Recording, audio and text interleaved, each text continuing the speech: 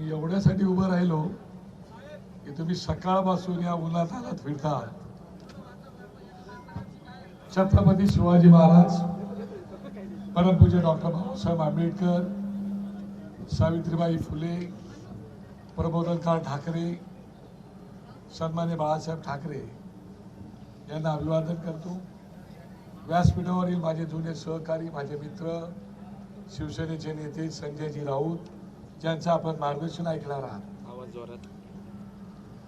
सोबतच माझे सहकारी अविनाश आंबेडकर, संदीप देशपांडे, माझे जुने सहकारी वसंत गीते, जुने सहकारी गायकवाड, अंकुश, सगळेच सलीम मामा, हे सगळेच माझे, कारण मी पूर्वी शिवसैनिक आणि आताचं महाराष्ट्र सैनिक.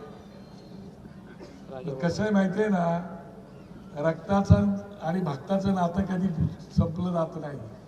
ते रक्ताचं आणि भक्ताचं नातं आहे. नदीचं मूळ आणि ऋषीचं कुळ कधी विसरलं जात नाही. अरे ये तो शिव आंधी है, ये तो शिव आंधी है, तूफान आना बाकी है. अब तो शिव झाकी है, बहुत कुछ बाकी है. दोन बांधवांच्या कार्यकर्त्यांनी या ठिकाणी मोर्चा काढला तर अख्खं नाशिक शहर दणाणून गेलं. ठाकरे ब्रँड स्वप्नारांना हा इशारा आहे. त्यांना मी सांगू इच्छितो, ज्यांच्या जीवावर तुम्ही या मुंबईमध्ये आणि महाराष्ट्रामध्ये मोठे झालात, त्यांना तुमच्या किती पिढ्या खाली उतरल्या तरी संपू शकत नाहीत. कारण शंकराचे हे दोन बंधू, हे शंकराचे दोन डोळे आहेत आणि आज समोर बसलेला हा शंकराचा तिसरा डोळा आहे. आणि त्याच्यामुळे तुम्हाला संपवायला खूप वेळ जाईल. आणि म्हणून इथं सुरुवात आहे. आता फक्त नेते मंडळी आणि कार्यकर्ते झालेत. सन्मान्य राज ठाकरे आणि उद्धव ठाकरे साहेब जर एकत्र उतरले तर तुमचं काय होईल त्याचा विचार तुम्हीच करा. इकडून तिकडून माणसं जमवतायत, ह्या पक्षातून घे, त्या पक्षातून घे, त्या पक्षातून घे. पण आम्ही म्हणतोय, साळी माळी तेली कोळी महार चांभार माग मराठा ब्राह्मण सगळे आमचे मराठी आहेत. आपण मराठी म्हणून एकत्र येऊया आणि मराठी म्हणून ही जी ताकद आहे त्याचा सर्वनाश करायला पाहिजे. पण त्यासाठी एकत्र यायला पाहिजे. काय मिळालं तुम्हाला? ज्या नाशिकला दत्तक घेतलं होतं त्या नाशिकला काय मिळालं?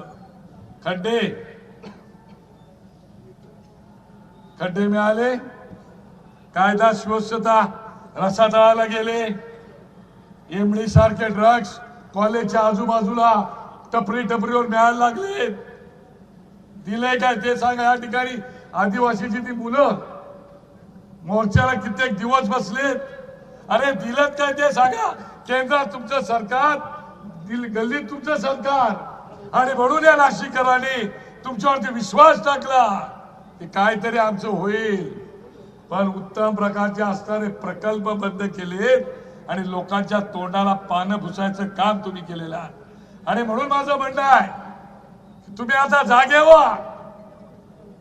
यांच्या खोटाडेपणाचा कळस झालेला आहे. मला असं वाटतंय की तुम्ही आता एकजूट जी झालेली आहे, एकजूट सोडू नका.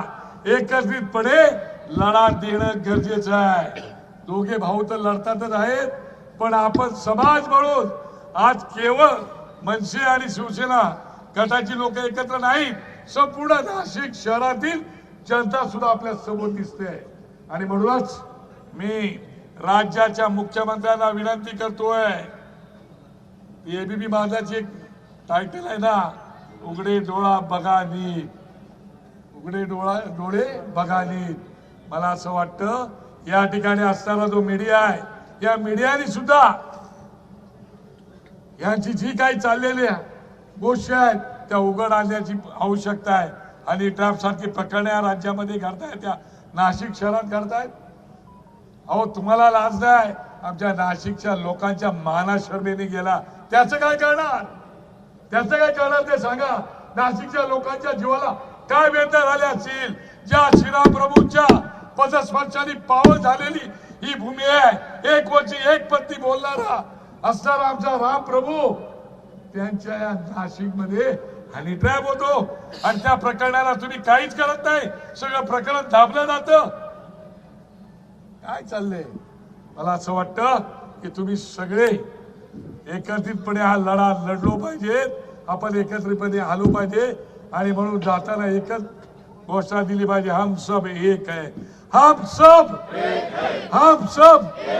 मी खरोखर मनापासून वसंत गीते तुमचं, दिनकर अण्णा तुमचं, गायकवाड साहेब तुमचं, सन्माननीय अंकुश मामा तुमच्या सगळ्यांचं मनापासून अभिनंदन करतो. की एवढा मोर्चा उत्तम प्रकारचा मोर्चा केलात आणि तुम्ही सुद्धा एवढ्या अंतःकरणापासून सहभागी झालात.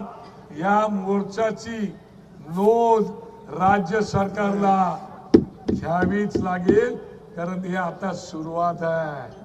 नाशिक पासून पावनभूमीतून ती सुरुवात राज्यातल्या प्रत्येक तालुक्यात आणि जिल्ह्यात झाल्याशिवाय राहणार नाही.